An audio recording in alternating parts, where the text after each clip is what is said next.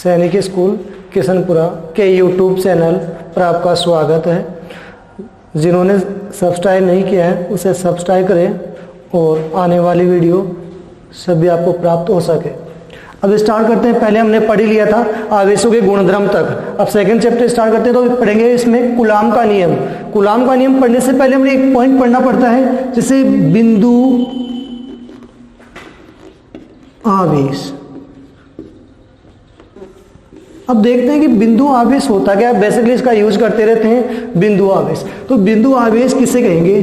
जब दो आवेश है उनकी विमा बहुत कम हो उनकी बीच की दूरी की तुलना में। जैसे एक आवेश ये है, दूसरा आवेश ये है, ये इनके बीच की दूरी r है, बीच की दूरी r है, और ये इनकी विमा a है।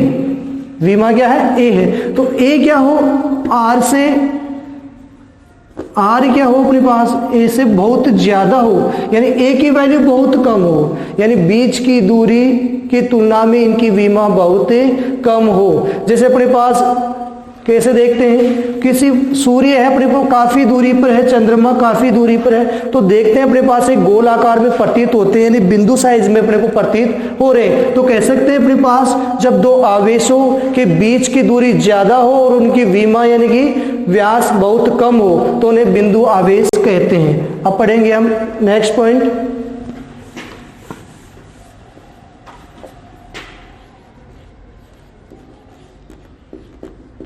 कूलाम का नियम। पहले देखते हैं कि कूलाम का नियम यानी कि दो बिंदु आवेशों के मध्य लगने वाला आकर्षण या प्रतिकर्षण बल। दो बिंदु आवेशों के मध्य लगने वाला आकर्षण या प्रतिकर्षण बल Q1 और Q2 आवेश लिए हैं, इनके मध्य लगने वाला आकर्षण या प्रतिकर्षण बल इन दोनों आवेशों के गुणनफल के समानुपाती व बीच की दूरी के वृत्त के व्युत्क्रमानुपाती होता है। दोबारा सुनना इसको एक बार। कूलाम का नियम, दो बिंदु आवेशों के मध्य लगने वाला आकर्षण या प्रतिकर्षण बल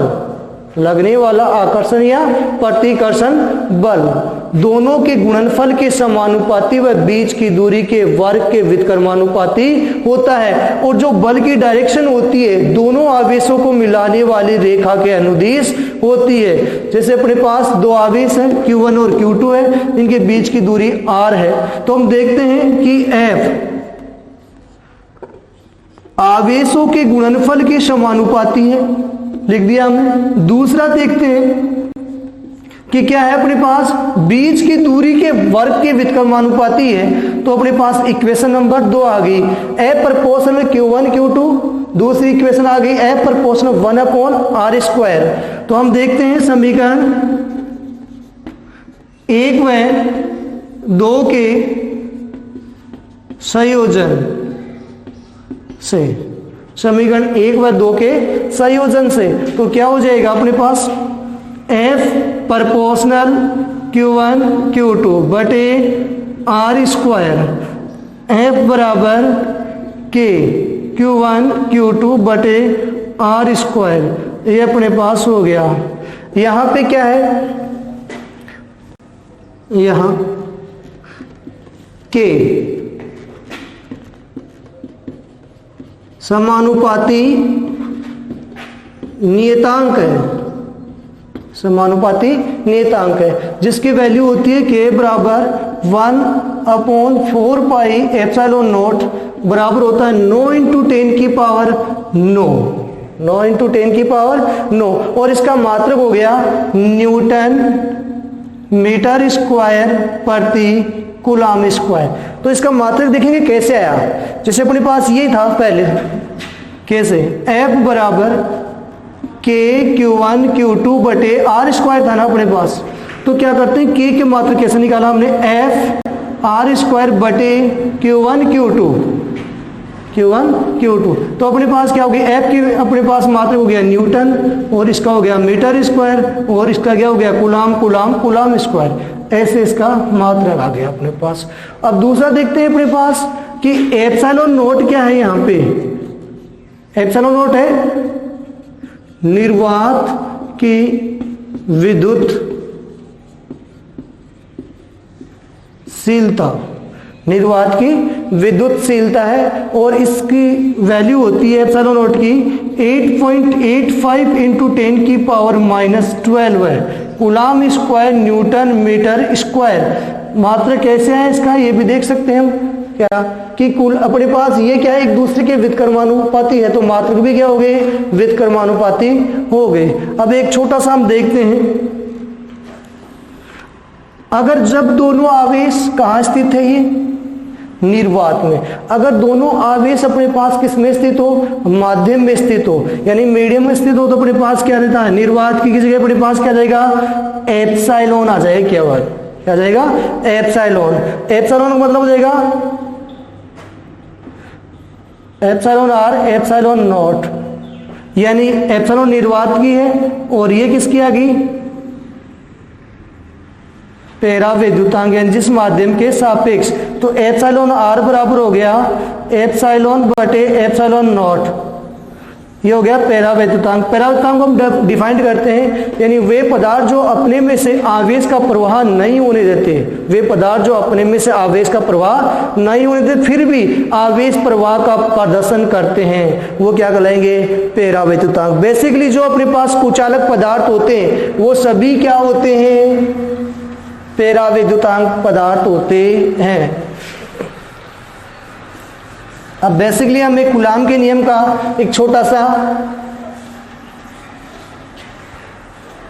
एग्जाम्पल देखते हैं कैसे।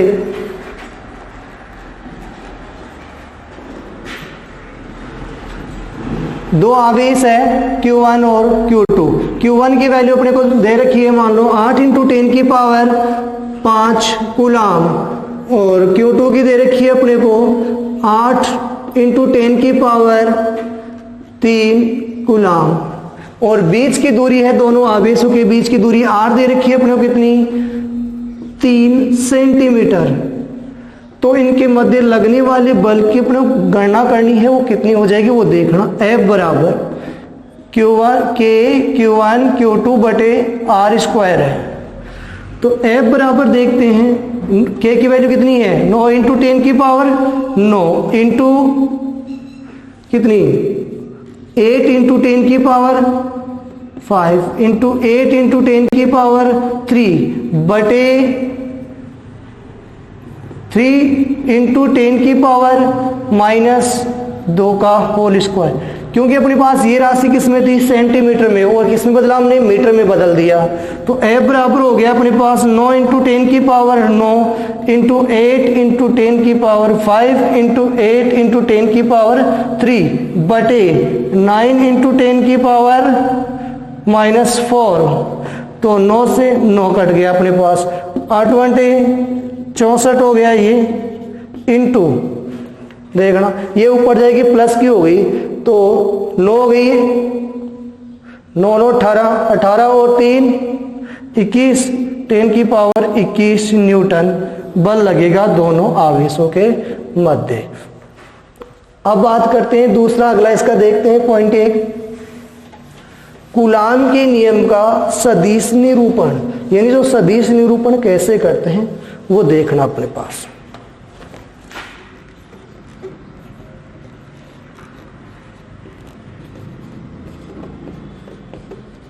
नियम का सदिश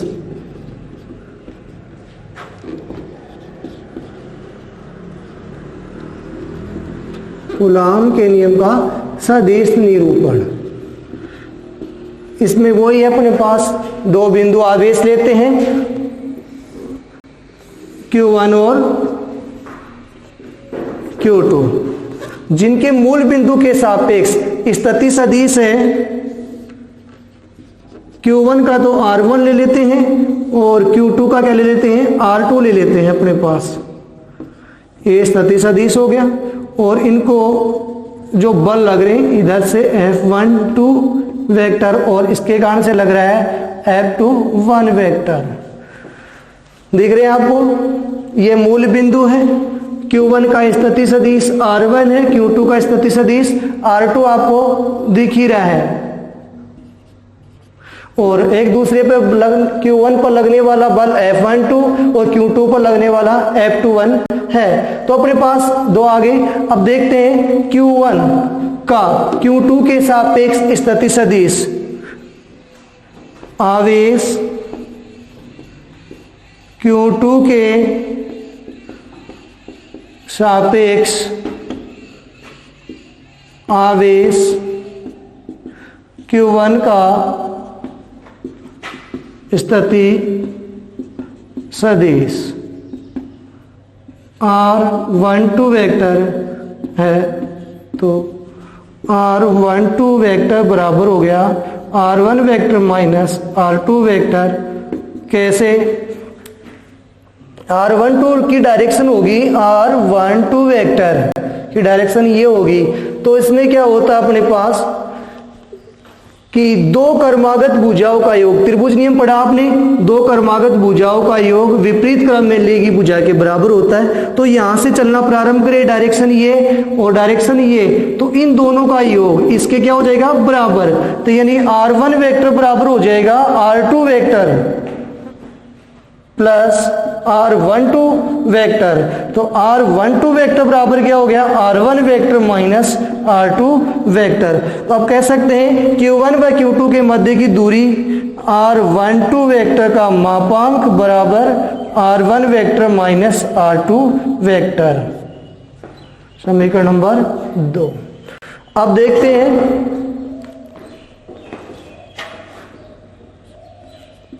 आवेश Q1 पर आवेश Q2 के कारण लगने वाला बल। आवेश Q1 पर Q2 के कारण लगने वाला बल कितना है F12 वेक्टर। अतः क्या हो जाएगा F12 वेक्टर बराबर आवेश कौन सा के Q1 Q2 बटे बीच की दूरी कितनी है R12 वेक्टर का मापांक का होल स्क्वायर, और ये अपने पास R12 एकांक सदिश हो गया। अब इसके वैल्यू पुट कर दे, F12 वेक्टर बराबर के Q1 Q2 बटे R1 vector minus R2 vector का होल स्क्वायर R12 कैप। समीकरण नंबर आ गया 3। अगर चाहे तो हम यहाँ इसको छोड़ सकते हैं, अगर चाहे तो इसको आगे भी सोल्व करते हैं। पहले हम यहीं छोड़ेंगे इसको, आगे बाद में देखते हैं, इसका पहले कंप्लीट सोल्व करते हैं। अब देखिए आगे देखते हैं इसी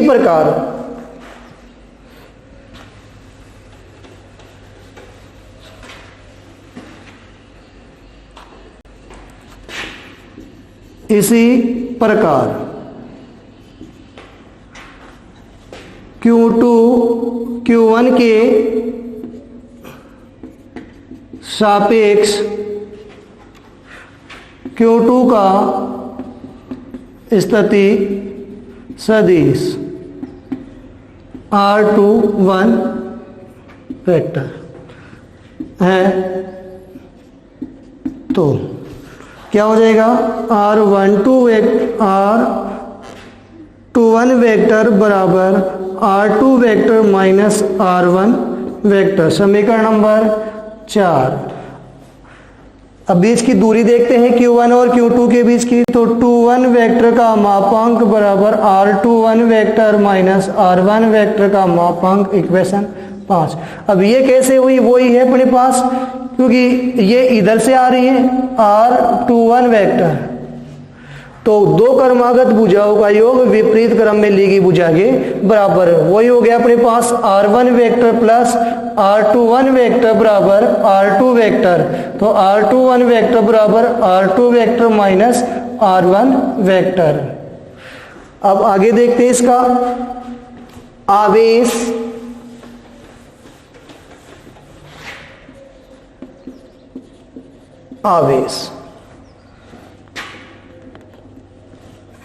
Q2 पर आवेश Q1 के कारण लगने वाला बल F21 वेक्टर बराबर हो जाएगा K Q1 Q2 बटे R21 वेक्टर का मापांक का whole square R1 R21 Kaif. तो मान रख दे इसका R12 का, तो क्या हो जाएगा K Q1 Q2 बटे R2 vector minus R1 vector का मापांक का स्क्वायर R21 कैफ। समीकरण नंबर आ गया अपने पास 6। समीकरण अपने पास जो पहले आया था समीकरण नंबर 3, समीकरण 3 देखना, समीकरण 3 व 4 में R12 वेक्टर कैप व R121 कैप की दिशा विपरीत है। R12 कैप की देखो इसकी डायरेक्शन तो किधर आ रही है, इधर आ रही है, और इसकी डायरेक्शन क्या आ रही है, इधर आ रही है। और बात करते हैं अपने पास यानी कि ये दूरी R2 माइनस R1 वेक्टर का मापांक, यानी ये दूरी चाहे इधर से लो चाहे आप इधर से लो, ये दूरी अपने पास क्या है, यानी कि R12 वेक्टर का मापांक बराबर R21 वेक्टर का मापांक क्या होंगे, ये दूरी बराबर होगी। केवल क्या अपने पास डायरेक्शन का अंतर है। तो हम कह सकते हैं कि F12 वेक्टर बराबर माइनस F21 वेक्टर। तो इसका मतलब हो गया दोनों आवेशों पर एक दूसरे के कारण लगने वाले बल परिमाण में क्या है, समान है, परंतु दिशा क्या है, विपरीत है। यही अपने पास कूलाम के नियम का सदिश निरूपण कहलाएगा।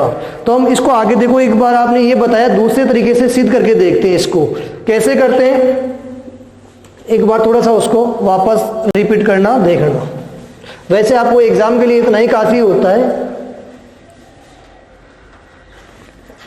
F12 वेक्टर बराबर था अपने पास K Q1 Q2 बटे R1 माइनस R2 वेक्टर का मापांक का स्क्वायर R12 कैप। यही था अपने पास समीकरण नंबर 3। इसको देखो आगे सोल्व करते हैं। तो एक बार क्या होता है, F12 वेक्टर बराबर K Q1 Q2 बटे इसके अपने पास मापांक है R1 vector minus R2 vector का स्क्वायर, और ये R1 vector minus R2 vector, या लिख सकते हैं पहले इसको R1 वेक्टर बटे R1 वेक्टर R12 का वेक्टर का मापांक। क्योंकि आपको पढ़ाई है पहले, एकांक सदिश ए कैप बराबर होता है ए वेक्टर बटे ए वेक्टर का मापांक, जो हमने ये यूज किया है। अब इनकी वैल्यू पुट कर दें, क्या हो जाएगी, K Q1 Q2 बटे R1 vector minus R2 vector का मापांक का square, R1 vector minus R2 vector बटे इसका मापांक नहीं है, नीचे वाले का मापांक है R1 vector minus R2 vector. तो अपने पास ये सिंगल है, एक तो क्यूब हो गया F12 वेक्टर बराबर क्या हो गया, K Q1 Q2 बटे R1 vector minus R2 vector का मापांक का क्यूब और R1 vector minus R2 vector. तो अपने पास एक इक्वेशन ये आ गई। अब आगे देखना, वापस अपने पास इक्वेशन कौन सी थी, ये थी इक्वेशन नंबर 6। इक्वेशन नंबर 6 को वापस सोल्व करते हैं पुनः, तो देखते हैं यही था अपने पास F21, इसी को सोल्व कर रहे हैं, बराबर K Q1 Q2 R2 vector minus R1 vector का मापांक का स्क्वायर, और इसका इसी तरह से अपने पास क्या हो गया, R2 वेक्टर बटे R2 वेक्टर का मापांक। तो इसकी वैल्यू पुट करते हैं, F21 वेक्टर बराबर K Q1 Q2 बटे R2 vector minus R1 vector का मापांक का square R2 vector minus R1 vector बटे R2 vector minus R1 vector का मापांक। तो ये क्या हो गया, F21 वेक्टर बराबर हो गया K Q1 Q2 बटे R2 vector minus R1 vector का क्यूब और R2 vector minus R1 vector. तो अब इसमें से देखते हैं कि पहले वाले समीकरण में देखो ये नीचे वाला, जैसे अपने पास देखते हैं एक बार, जैसे 2 माइनस 3 का मापांक बराबर भी क्या होता है, एक ही होता है, और 3 माइनस 1 का मापांक भी क्या होता है, एक ही होता है। तो इससे तो कोई फर्क पड़ने वाला नहीं है। अब बात रही है अपने पास केवल किसकी, ये वाली है। तो R2 vector minus R1 vector है, तो इसमें क्या करते हैं आगे देखना है इसके, F21 वेक्टर बराबर क्या करेंगे, इसमें से माइनस कॉमन लेंगे, माइनस K Q1 Q2 बटे R2 vector minus R1 vector का क्यूब, और क्या हो गया इसमें से, ये माइनस का हो गया R2 vector plus R1 vector. तो अपने पास क्या कर दे, F21 वेक्टर बराबर माइनस K Q1 Q2 बटे R2 माइनस R1 वेक्टर का मापांक cube R1 vector minus R2 vector. अब देख लो अपने पास ये इक्वेशन इसके तुल्य है, तो अपने पास क्या करेंगे, वैल्यू पुट कर देंगे, F2 बराबर माइनस F12 वेक्टर क्या है, माइनस का, इसका मतलब दोनों आवेशों पर लगने वाला बल परिमाण में समान और विपरीत दिशा में कार्यरत होता है। अब एक छोटी सी परिभाषा देखनी होती है अपने पास यहाँ पे, एक कूलाम की परिभाषा।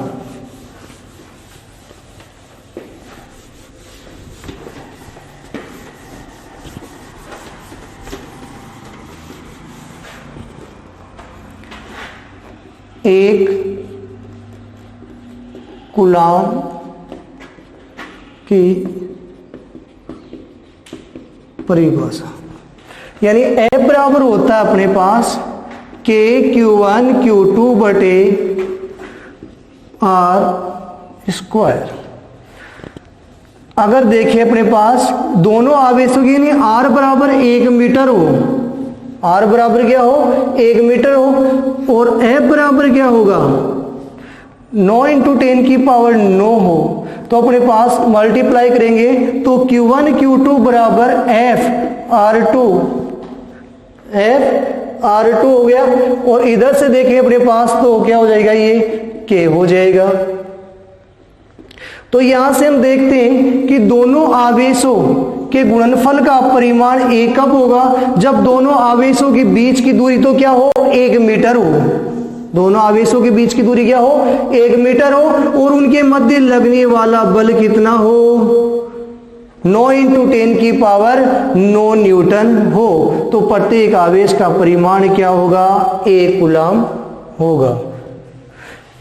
इसी प्रकार से अपने पास ये कूलाम के नियम का सदिश निरूपण कंप्लीट हुआ।